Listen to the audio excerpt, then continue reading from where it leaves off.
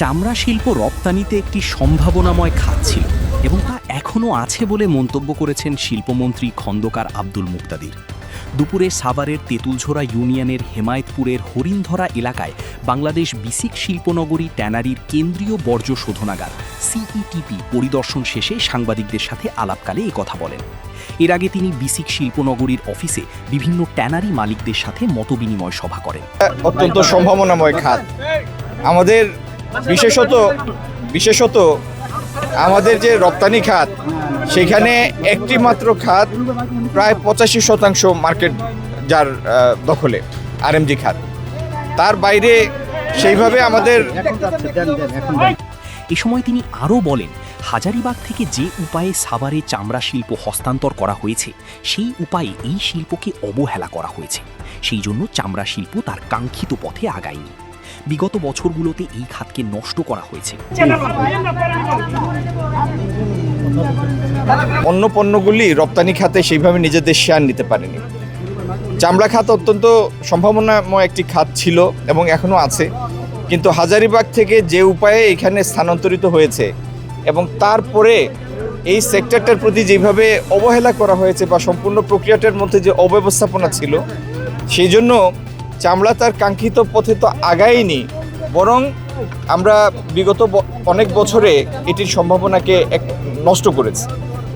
আপনারা সবাই জানেন যে পরিমাণ চামড়া বাংলাদেশে আহরিত হয় সারা বছরে, যদি তার পুরোটা আমরা রপ্তানি খাতে নিতে পারতাম তাহলে এই খাতটি অন্তত $12 বিলিয়ন একটা রপ্তানি খাতে পরিণত হতো। যে চামড়া আমরা এখন কাজে লাগাই সেটির পরিমাণ 0.26%, মানে 1%-এর 4 ভাগের 1 ভাগ, অথচ তার প্রায় 12-14 গুণ বেশি এটা থেকে আহরণ করার সম্ভাবনা আছে এবং রপ্তানিতে কাজে লাগানোর সুযোগ আছে। তো এই অবস্থা থেকে উত্তরণের জন্য আমরা যে পদক্ষেপগুলি নিব আগামী দিন, সেটি হলো সিইটিপি। আপনারা নিজেরাও দেখেছেন যে সিইটিপিতে এখন যে পরিমাণ বর্জ্য পরিশোধন হয় সেটি 14 থেকে 18 হাজার পর্যন্ত প্রিট্রিটমেন্টের কোয়ালিটি অনুযায়ী। আর এইখানে পিক টাইমে কুরবানির ঈদের পরে আমাদের পরিশোধনের প্রয়োজন হয়ে পড়ে প্রায় 45,000 বর্গমিটার, 45,000 CBM।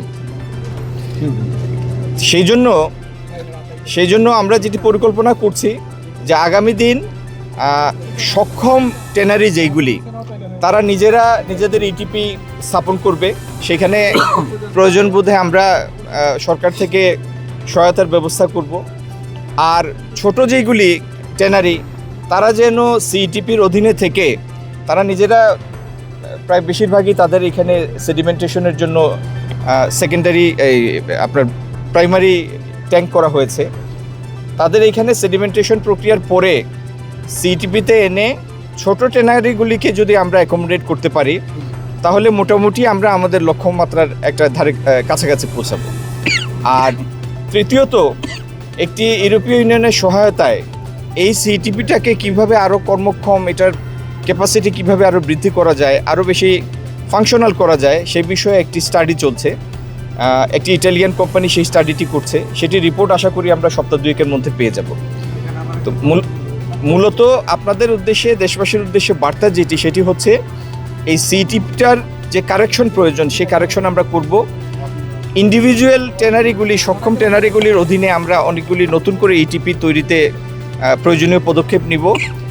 আর সামগ্রিকভাবে এই সেক্টরটির উন্নতির জন্য, স্কিল বিল্ডিংয়ের জন্য, ডিজাইন ইমপ্রুভমেন্টের জন্য আমরা এই সাভারেই একটি বিশ্বমানের সেন্টার তৈরি করছি, যেখানে পাশাপাশি লাইট ইঞ্জিনিয়ারিং এবং চামড়ার জন্য ডিজাইনের ক্ষেত্রে, 3D ডিজাইনিংয়ের ক্ষেত্রে, স্কিল বিল্ডিংয়ের ক্ষেত্রে একটি বিশ্বমানের প্রতিষ্ঠান দ্বারা পরিচালিত একটি সেন্টার এখানে থাকবে, যার মাধ্যমে আগামী দিনে এই সেক্টরটির ইনশাল্লাহ আপনারা নিশ্চিত এবং ক্রম উত্থান দেখবেন।